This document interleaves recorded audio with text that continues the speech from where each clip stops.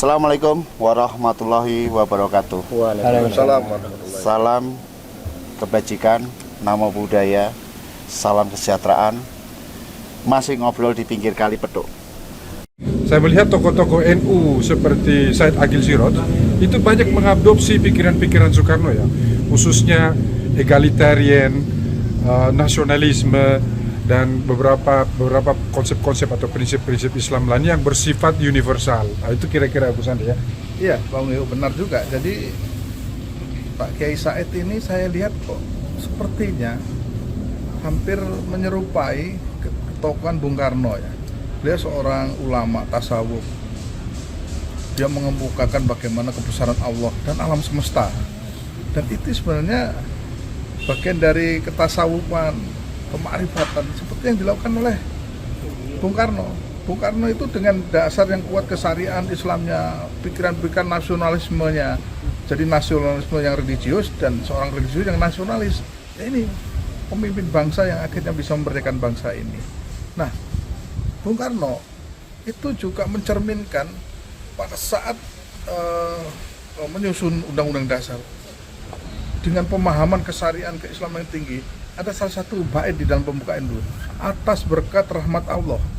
Jadi Bung Karno percaya betul ini kalau tidak kehendak Allah tidak akan jadi Indonesia merdeka ini. Ini pikiran yang luar biasa jangkauannya ke depan ini, sehingga menggabungkan kekuatan nasionalisme dan kehendak Allah atas berkat rahmat Allah dan didorongkan oleh keinginan luhur. Ini luar biasa ini dalam salah satu bait di pembukaan Undang-Undang Dasar yang kita sepakat tidak akan pernah berubah. Nah, Kiai Said juga begitu, seorang yang religius, dia nasionalis. Beliau ini bagaimana menjaga kebinekaan yang sudah dibangun Bung Karno, merawat kebersamaan. Rumah besar Indonesia adalah rumah kebinekaan. Beliau terus gencarkan kemana-mana untuk menjadi seorang tokoh pluralis, menjaga keberagaman, semua agama dirangkul.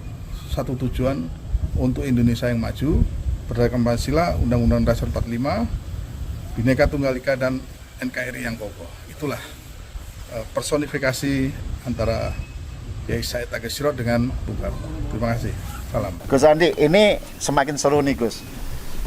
Dari obrolan tentang pemilu tertutup, terus kemudian dampak ruginya, terus kemudian ada pandangan secara arahnya, atau yang tertutup itu rata-rata penganut negara komunis. Nah, di sini dari budaya tetap kembali ke Pancasila. Artinya bahwa ketika kembali ke Pancasila, Kiai Said ini kan sebagai pengarah nih, pengarah ideologi Pancasila. Apa yang kira-kira yang perlu disampaikan kepada publik bahwa Kiai Said ini bisa menjaga atau menerapkan ideologi Pancasila yang saat ini mulai akan dikeropos ini. Tadi kemarin-kemarin kan disampaikan bahwa Kiai Said adalah calon wakil presiden representatif masyarakat yang cinta Pancasila dan layak untuk mendampingi siapapun capresnya atau presidennya. Itu menurut Gus Andi gimana? Ikut sertaan atau perannya Kiai Said tentang adanya seperti ini, Gus? Iya. Dalam konteks ilmu komunikasi ya, sekarang ini berkembang teori komunikasi massa. Ya. Kita punya tokoh lagi nih. Kita punya tokoh namanya McLuhan ya. Ini seorang tokoh komunikasi massa yang hebat. Beliau menyampaikan bahwa pesan-pesan yang disampaikan oleh pribadi, institusi, lembaga, politik, sosial, dengan melalui teknologi modern itu justru bisa cepat menyebar ke seluruh khalayak, ke seluruh lapisan masyarakat. Terkait dengan kefiguran ulama kita, Kiai Said, itu seperti yang sekarang ini adalah hak-hak masyarakat melalui saluran-saluran komunikasi disampaikan ke publik bahwa ini loh ada tokoh baik, tokoh seorang pluralis yang selalu menjaga rumah kebinekaan, rumah besar Indonesia ini agar menjadi kokoh, seimbang siapapun nanti capresnya, dia tokoh politik, dia pengusaha dan sebagainya. Namun kalau wakil presidennya ini seorang tokoh yang tidak masuk dalam partai politik, tapi beliau mengayom seluruh umat, baik agama Nasrani, Katolik, Hindu, Buddha dan sebagainya, diayomi semuanya. Bahkan Tionghoa ya kan, ayem. Dan untuk mensosialisasikan bagaimana figur Kiai Said dengan teknologi masa ini, dengan melakukan serangkaian diskusi, serangkaian kegiatan kayak dipublish dan sebagainya, masyarakat tahu. Yang dulu tidak sayang, yang tidak mengenal dengan Kiai Said akan tahu, karena inilah kebutuhan masyarakat terhadap komunikasi. Demikian. Oke. Bang Oyo, ini tadi kan tetap negara komunis, kalau menggunakan sistem tertutup itu rata-rata dianut oleh negara komunis. Yeah. Sedangkan Indonesia ini kan negara Pancasila. Lah, menurut pengamatan Bang Oyo, seberapa jauh atau seberapa efisien peran serta Kiai Said ini di dalam BPIP sebagai badan ideologi Pancasila, penguatan ideologi Pancasila. BPIP, badan pemantapan ideologi Pancasila. Komunis dengan Pancasila ini kan tentu akan berlawanan. Sejauh mana nih peran sertanya Kiai Said? Apa yang perlu disampaikan kepada publik bahwa ini loh Pancasila seperti ini? Kiai Said Akil Siraj sudah memberikan contoh loh di dalam sebuah demokrasi tingkat tinggi ya. Bayangkan, ingat Muktamar NU di Lampung ya. Beliau itu adalah ketua PBNU 2 periode. Apakah susah buat Said Akil untuk mengeluarkan kebijakan bahwasanya yang boleh ikut pertempuran di Lampung itu adalah orang yang berprofil seperti dia? Kan gampang. Karena dia yang berkuasa, dia yang bisa membentuk panitia penyelenggara pemilihan. Apa yang terjadi? Dibuka semua ini. Buka semua. Kita bertempur adil aja. Nah, begitu yang terpilih bukan Said Akil kembali, walaupun beliau ikut serta kembali ya, kan itu berarti kan itu adalah tanda bahwasanya beliau menginginkan dipilih kembali. Tapi begitu di Muktamarin itu tidak membeli beliau, apa yang terjadi? Beliau biasa logo. Ini adalah salah satu contoh besar dari sebuah pemimpin besar bahwasanya demokrasi itu adalah sesuatu yang baik. Karena beliau itu memegang ada surat ya kalau saya tidak salah Al-Baqarah 165, wasyawirhum fil amri. Apa artinya? Bermusyawarahlah kalian di segala urusan gitu loh. Jangan putuskan sendiri. Sehingga mestinya belajar dari Muktamar NU kemarin. Muktamar NU belajar Nah, inilah contoh sebuah seorang tokoh demokratis melahirkan aktivitas demokrasi. Jangan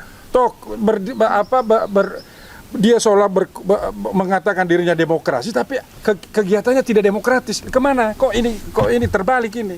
Gitu kira-kira. Nah, dengan seperti ini pengamat budaya atau tokoh budaya ini, pakar budaya ini, dengan adanya seperti ini tadi disampaikan Kiai Said juga sebagai simbol demokrasi Indonesia dengan dibuktikannya dalam muktamar kemarin di Lampung, sehingga beliau tidak terpilih, beliau pun terlegowo. Ini menurut budaya Nusantara ini gimana nih sosok Kiai Said ini? Beliau ini kan mengartikan ataupun menjalankan lagunya Bruri. Jangan ada dusta di antara kita. Oh iya.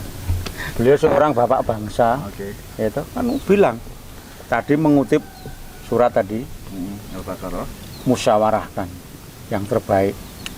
Kalau sudah kepentingan golongan dan lain-lain sudah keliru. Tapi beliau mencontohkan, udah dibikin aturan yang terbuka. Silahkan dimusyawarahkan yang terbaik. Walaupun beliau masih berharap dipilih, tapi beliau kan tidak ngatur. Padahal punya kesempatan untuk ngatur. Luar biasa sekali itu. Ini figur yang kita butuhkan. Juga dengan ketua-ketua partai. Jangan malah kayak raja yang feodal dulu-dulu ini. Terus mau ngatur semau-maunya, jangan. Ini udah reformasi. Sudah berubah zamannya. Jadi berikan yang terbaik untuk bangsa ini. Mending kita buka terus musyawarah. Orang juga tertutup sekarang PD bergarap akal-akalan. Jangan, ini ini udah jauh dari tradisi kita.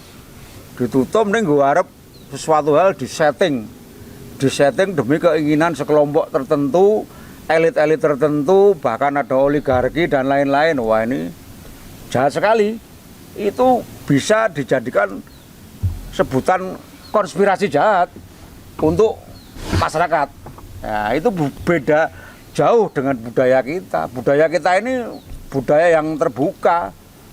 Masyarakat Indonesia ini masyarakat yang terbuka, senang bermusyawarah, senang gotong royong, menghormati hak orang lain. Nah, ini seperti tadi dicontohkan oleh Pak Kiai Said.